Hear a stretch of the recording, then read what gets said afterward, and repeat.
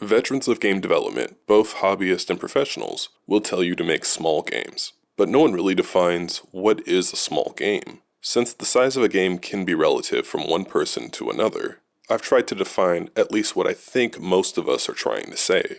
So, first off, a small game doesn't necessarily mean a short game, as I would consider something like Tetris or Downwell both to be small games, but I've played Tetris for hundreds of hours, and Downwell somewhere in the tens. A small game can provide hours of fun, but what both of these games have in common is simplicity of mechanics. Tetris features just 7 blocks, and despite featuring multiple game modes, the premise of the game remains the same. Clear as many lines as you can. Yes, you can add different layers of polish and flair and eye candy, but no matter what you do, the base game is still the same, and can likely be programmed in just a day or two. You might have to tinker around for a bit just to get the game feel and balance down, but it doesn't take long to get the base game going. Downwell is similar. The screen scrolls in one direction. You have collision with bullets, and collision against enemies with the player. Some enemies can be defeated by jumping on their heads, while others need to be killed with your gun boots. This would take a bit longer to prototype than Tetris, but I could easily get a working prototype up and running over a weekend. It wouldn't be pretty, but it would be working. See, when we describe small games, we're talking about the complexity of your interlocking systems. The more systems a game contains, the harder it is to create. Personally, I would consider Downwell sort of at the limit of what constitutes a small game. It really only focuses on one thing, which is controlling your descent, but it provides you with a few ways of doing so, with either a double jump, bouncing on enemies' heads, wall jumping, and most of all, your gun boots. Enemies are placed around to punish you for not properly controlling your descent. Of course, the game also rewards you for riskier gameplay through the combo system. But honestly, the combo system is a minor system to program in comparison to the rest of the game. But the balance aspect of it may be challenging to get a good risk versus reward fill. So, if you can't tell by now, a small game means focusing on one or maybe 2 mechanics. If your game genre doesn't allow for such things, such as an RPG, I would suggest reducing your game down to the bare bones of the genre. And if you're unable to do that, you might be better off just picking another genre. Genres like MMOs and online multiplayer first-person shooters don't make good small games, as there's a ton of server work that needs to get done right to get it working.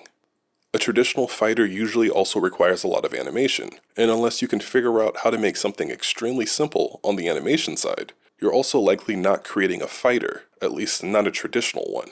However, there are a few ways I could think of making some more complex genres, such as an RTS or even a turn-based strategy game, into something simple, and I'm sure you could as well if you think about it hard enough. So, how do we make a small game? First and foremost, create a very detailed game design document with a list of all the features that you'll need for your game, every element you can think of. Next, begin to make reductions. Anything that is unnecessary to the total package of the game, either subtract it from the document, or at least add it as an optional element that you're going to implement after the game is completed. The next thing you need to do with the document is separate mechanics from content. For example, let's go back to Downwell. We have enemies that we can jump on and kill, and others that we need to shoot. However, levels can have multiple enemies of each type.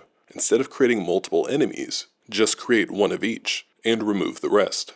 The same would go for the various types of ammo and styles. Reduce all of them to just one. You would do the same for your tile sets as well. When creating the game, focus first on the mechanics and getting everything there in the game.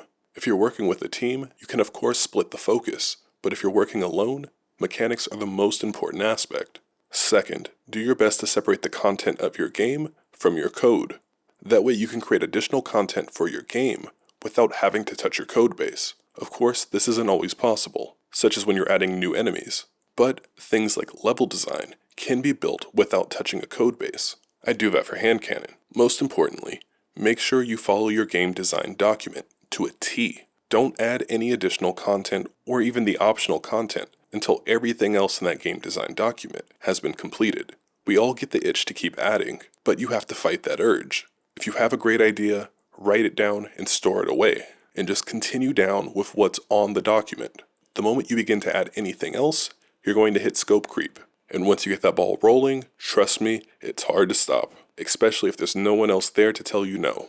Then, don't worry about polishing anything until everything from your game design document is there in the game. The goal is to have a complete project first, because at that point you can technically release at any time, even if the project isn't as pretty or as balanced as you would like. Then at the end, polish up everything that you have. Make it as nice and as fun as you possibly can. Once everything has been polished, it's up to you to add the additional content to your game, or simply just release what you have. Though, I highly recommend against adding any additional content at that point that would require you to add any new systems or mechanics to your game, as this then goes against the small game principle. Going back to Downwell, at this point it would be perfectly fine to add new ammo types or styles and even new zones and enemies, but at no point would you add horizontal scrolling, Metroidvania elements, RPG elements, or anything else of the sort.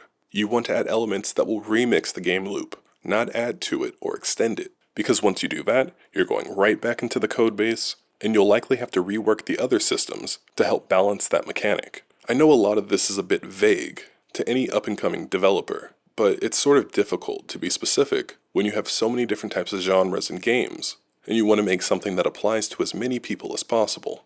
If you have any questions, feel free to leave a comment, and I'll do my best to get back to you. Though I can't make any promises, though I will try my best to make time. Anyways, that's it for today. Thanks for watching, and thanks for your time.